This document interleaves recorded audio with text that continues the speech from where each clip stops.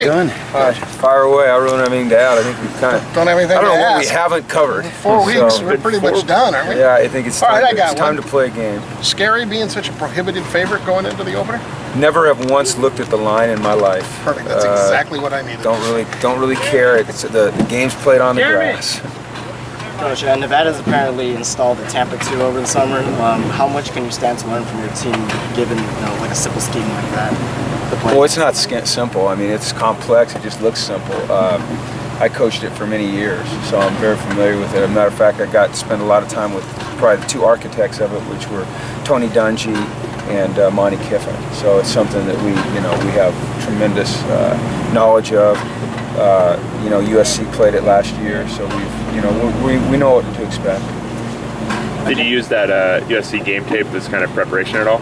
No, we never looked back at that. We wanted to look at what Nevada was doing. Yeah, I mean, it's just it's not some mystical thing, It's just a defense. So it matters how you play it, not what you play. It's how you play it, and the players you have playing it. And they have good players, and they're going to play it well. So I don't want to minimize what they're doing because it's not that. To me, it's all about players, not formations and plays. And they've got good players, and they're going to play hard.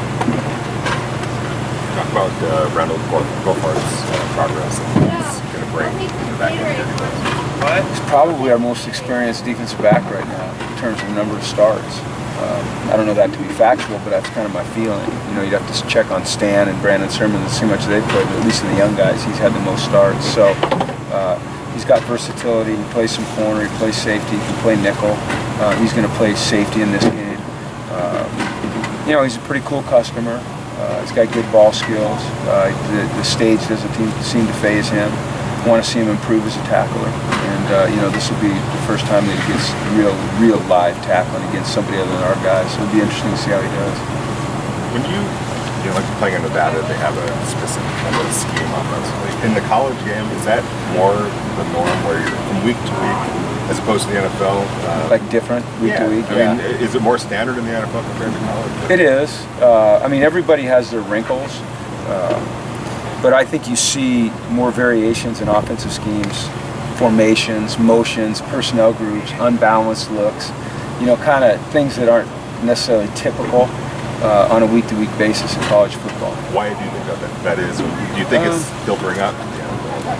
I think this is why. You only have so much time to spend with your players in college. There's a 20-hour rule. 3 of those hours go towards the game. So really you get 17 hours of meeting and practice time during the week. And they've got a lot of other things on their plate. They've got school, there's a social aspect to being a college student. They're still maturing and kind of figuring their way out. And so I think what you have to do is simplify your schemes. Like you'll see very simple run and pass schemes from snap to whistle. But what you'll see is a wide variation of formations and motions and personnel groups, the window dressing to try to confuse teams. Once the ball's snapped, you see much fewer concepts than you do in the NFL. In the NFL, you see more concepts run out of fewer offensive looks. Is that also a way to level the playing field with smaller schools? I think so. Bigger schools? Yeah, like a team, comes in with kind of an unorthodox offense, they can shock you, no matter who you are. If you haven't had enough time to prepare, and maybe you don't, like I said, 17 hours isn't a lot of time to prepare. It sounds like a lot, but it's really not. So I think that it's a way to level the playing field. Plus, you see more mobile quarterbacks. It's fun. I mean, it's a challenge every week. It certainly doesn't get boring. Every week you have to kind of rethink your defensive game plan. Even if you're a 20.5-point favorite? I don't even know anything about that. Honestly, I don't. I think that that's for the bettors. That's not for the coaches and the players.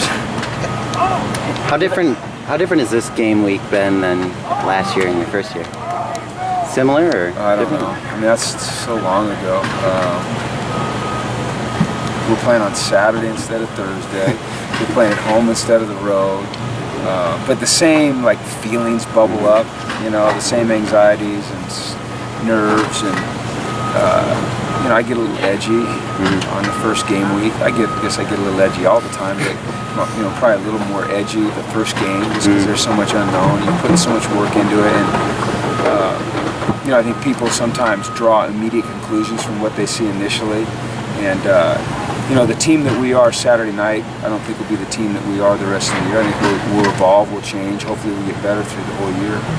Does it feel like there's a lot of guess and check with this team, as far as Ours or theirs? Yours? Like this week, just testing things out. Is there a degree of guess and check?